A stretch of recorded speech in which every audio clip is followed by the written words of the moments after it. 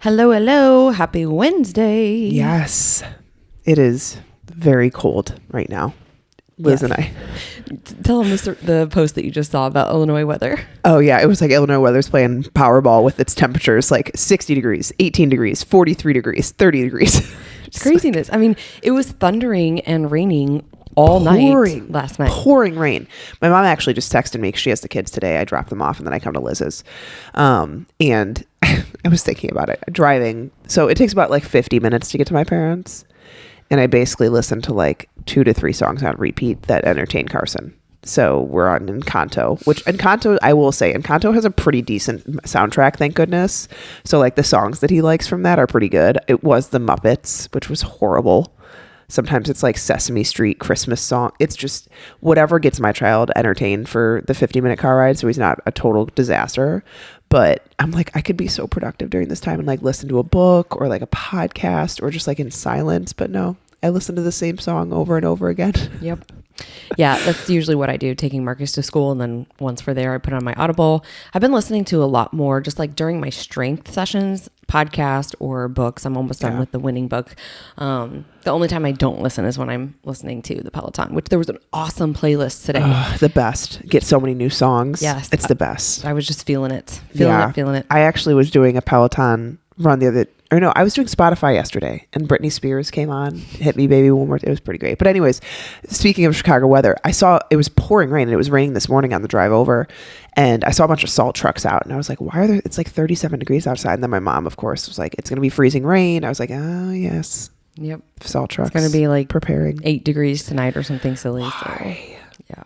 It's been so nice. Nick took Carson to the park on Sunday. He went to the park with my mother-in-law yesterday. Yep. It was gorgeous yesterday. We played outside. We were playing baseball, toddler baseball, let's be clear. And then soccer. I was like, do you want to get your soccer ball? Because he actually did soccer camp. And so he's pretty good, but he doesn't understand that in soccer, you don't touch the ball with your hands. Unless you're a goalie like I was. Yeah. So then he wants to start putting the soccer ball on top of the little baseball thing so you can hit it. I'm like, well, we're just combining. It's a bigger target. Yeah. Whatever works. Hey, kept it occupied. We were out there for like 40 minutes. It was great. I was getting my steps. I had 8,000 steps before we went out there and like 11,000 by the time we came in. I was like, perfect. That's what I needed. Yep. It was so nice to go for a walk yesterday. Probably isn't going to happen today. We'll see. Yeah, we'll see. All right. We are going to dive in. So we have a really cool announcement. We are going to be doing Fit Mom Detox Week starting this coming Sunday. So there's a link in the show notes for you guys to sign up and join us.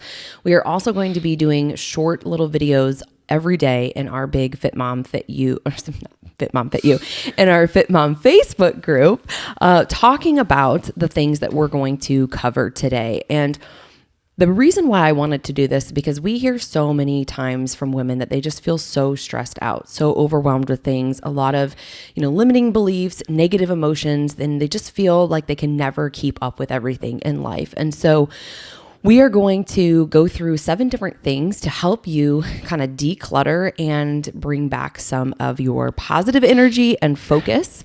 Yes, there's going to be social media components to this as well, because I know one of the things we've been talking a lot about with some of our clients is the amount of time that they're kind of wasting, just scrolling or, feeling inferior, finding themselves comparing themselves to other individuals because of social media. And so that's going to be a big part of this. But we're also going to be talking about like removing things from your life that don't serve you and that are bringing your energy down. Mm-hmm. Yep. And there will be a little bit of an aspect around like nutrition and stuff with this. Obviously, that's what we do. We coach nutrition. This is not a detox, like juice detox, don't eat foods for 7 days. We're not about that life. This is sometimes you need to evaluate your diet. If things crept in, has like the daily, maybe even after each meal daily, like chocolate came in, are you using more processed foods? Like we're going to look at that sense of how we can maybe clean things up, because we don't love restrictions unless they're necessary. Because I think for sure in some situations with some people, you do need to restrict things for different reasons at times temporarily. But we don't love like 6-week challenges of remove all these things, because then what happens on the day after that 6 weeks is done, people YOLO, feel awful, didn't learn anything. So we do like doing a little bit of a reset though. And what we mean by a reset is like kind of evaluating your life, evaluating, looking in the mirror. Have you slipped into old habits? Have you let some things creep in? Because this is something that a lot of people wait until they hit like not a rock bottom or like a really rough patch where like, you know, they binge drink all weekend and then they feel awful come Monday. I need to start. No, sometimes you need to just do it. Even if you're feeling okay, like there's plenty of things that can pop into your normal everyday life that become bad habits, that become things that are pulling you away from, you know, your goals for what you want for your life. I realize this all the time. Like if I'm not being very adamant about what I want in my day to day, it doesn't get done. And so we have to sometimes reevaluate what's going on. So what does this look like?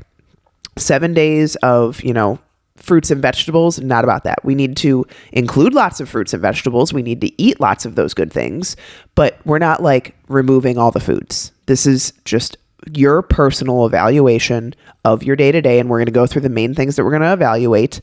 Nutrition will obviously be one of them, but we need to upfront tell you this is not a juice cleanse. This isn't your quick fix that's going to help you drop the last 5 pounds. Drop 10 pounds before vacation.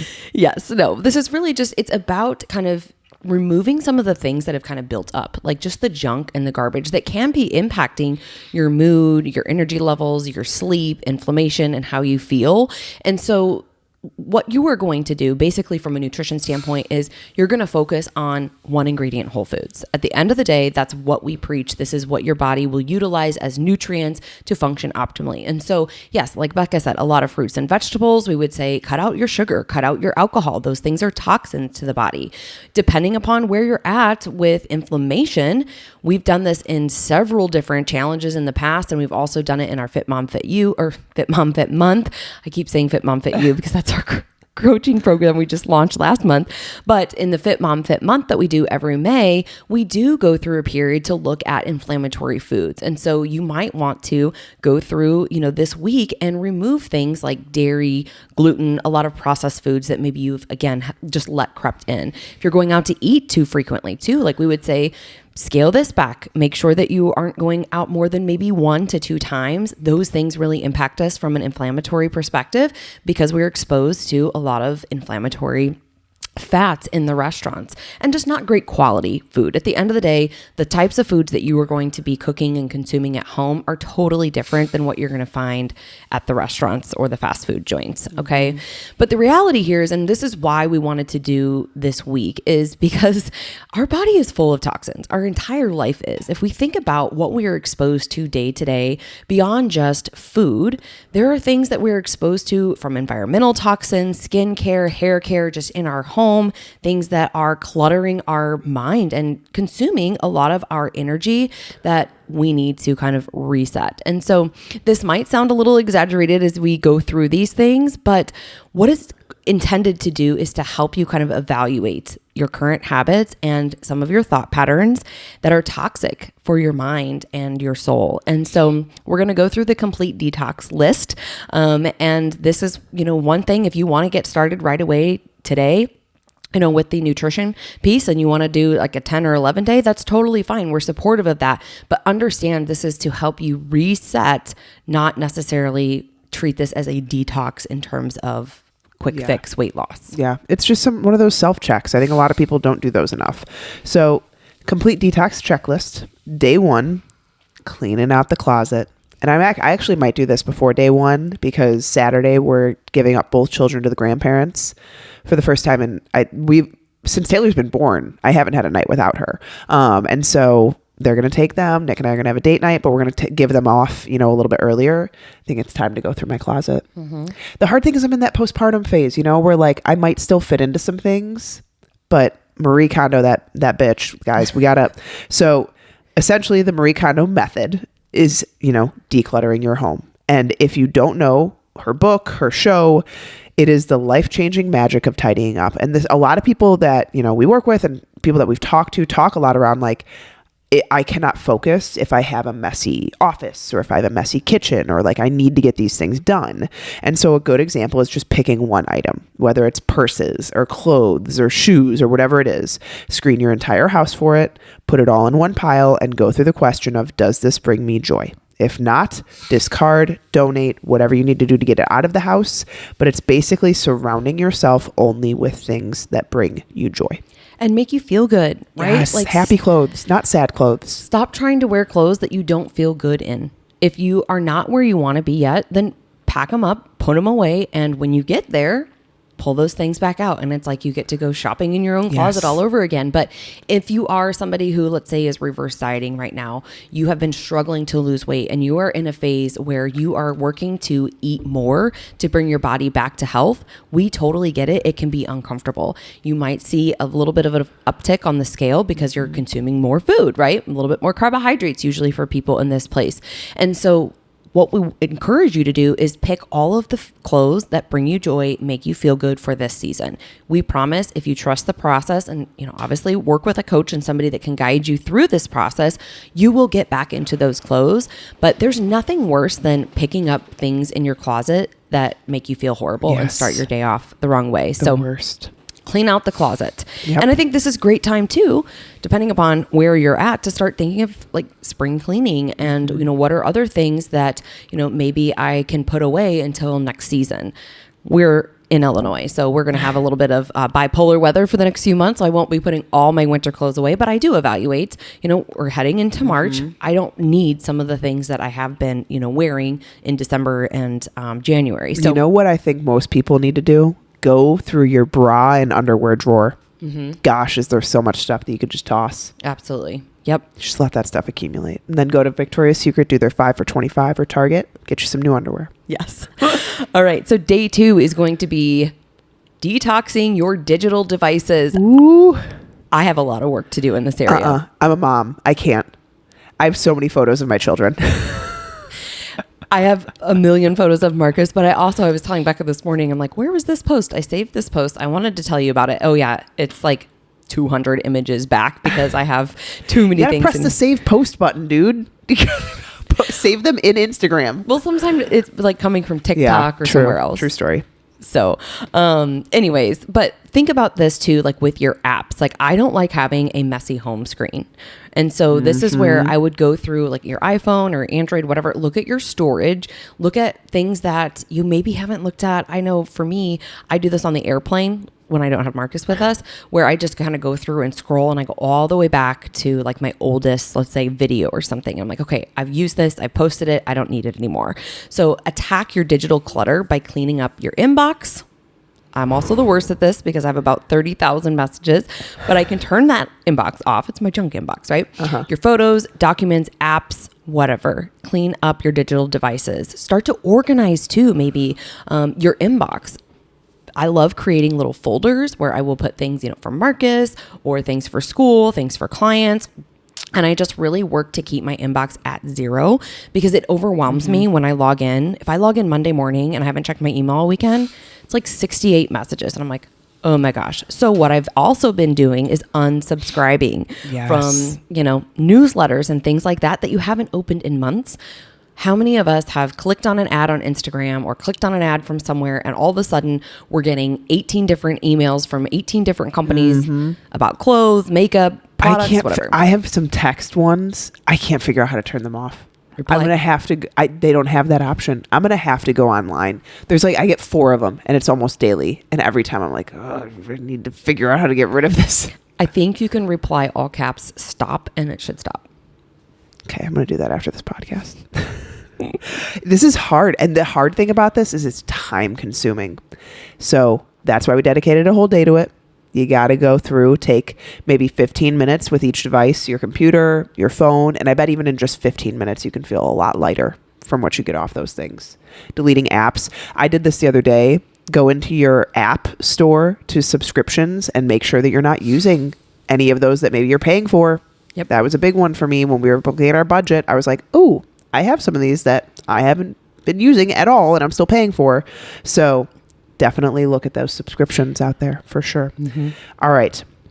Number 3, declutter the rest of your physical space. Your bathroom, your kitchen, your living room, your home office, cellar, any other things, basement, any things. Using that Marie Kondo method again, does it bring you joy? Throw one item, type into a big pile, discard, donate, anything that doesn't bring you joy or broken or expired or unused. I think for 6 months is a good time frame. Find a system to arrange the rest and stick to it.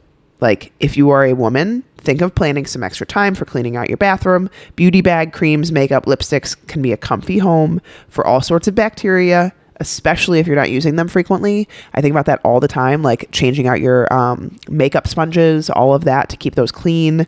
Cosmetics do have an expiration date.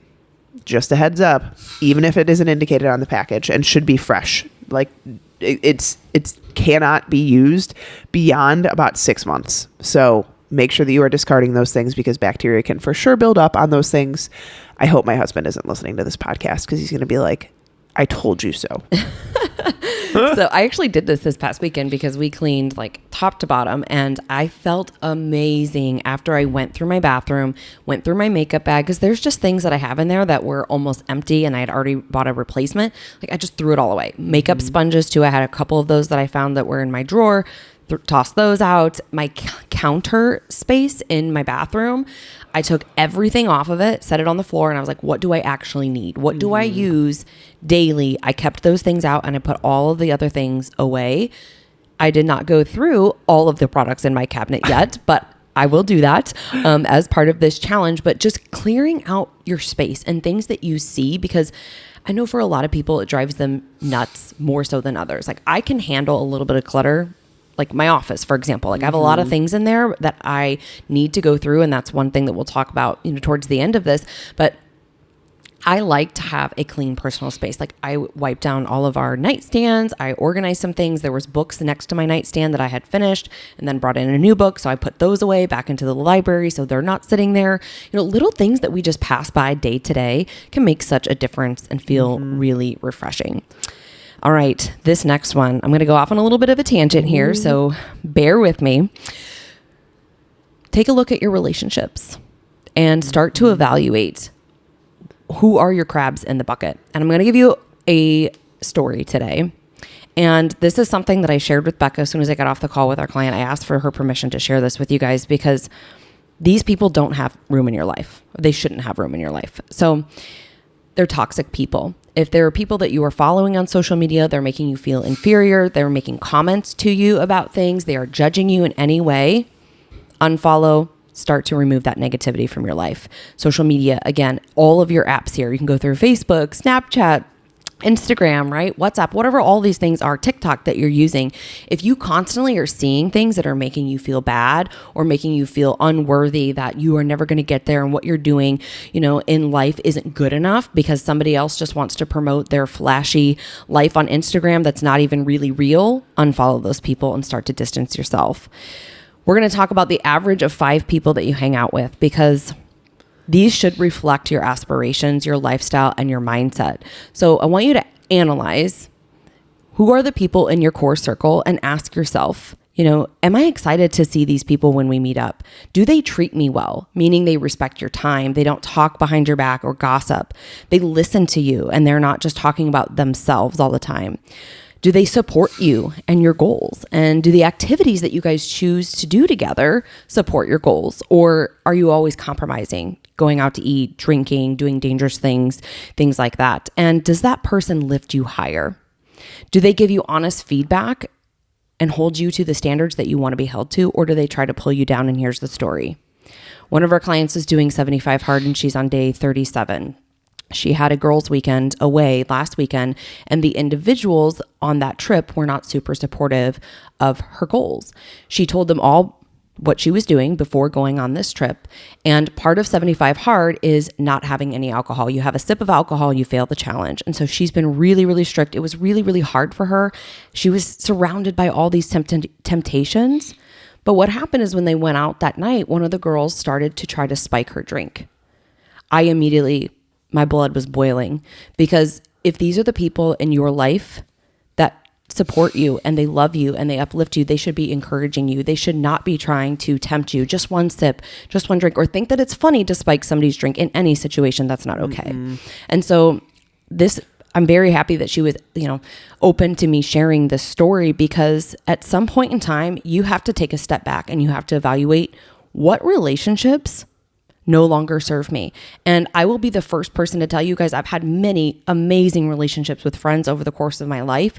There's 2 that were best friends of mine for a long time, and we no longer speak to each other. And that's okay, because some of the things that they were doing in their life was a different direction than what I was doing with my life and where I wanted to go. And so know that it's not like you have to hate these people. You don't have to tell them what a horrible person they were. I would have given this person feedback on this situation particularly, but I'm a firecracker too. You guys know that. And so you have to sometimes take an evaluation of like, where do I need to draw the line and start to cut some of these things off? You don't have to tell them, but you can slowly start to distance yourself, because if you want to get to a place where you are truly happy, you are thriving, you are healthy, you are confident, you are standing firm in your beliefs, and you are bold, those people do not have a place in your life.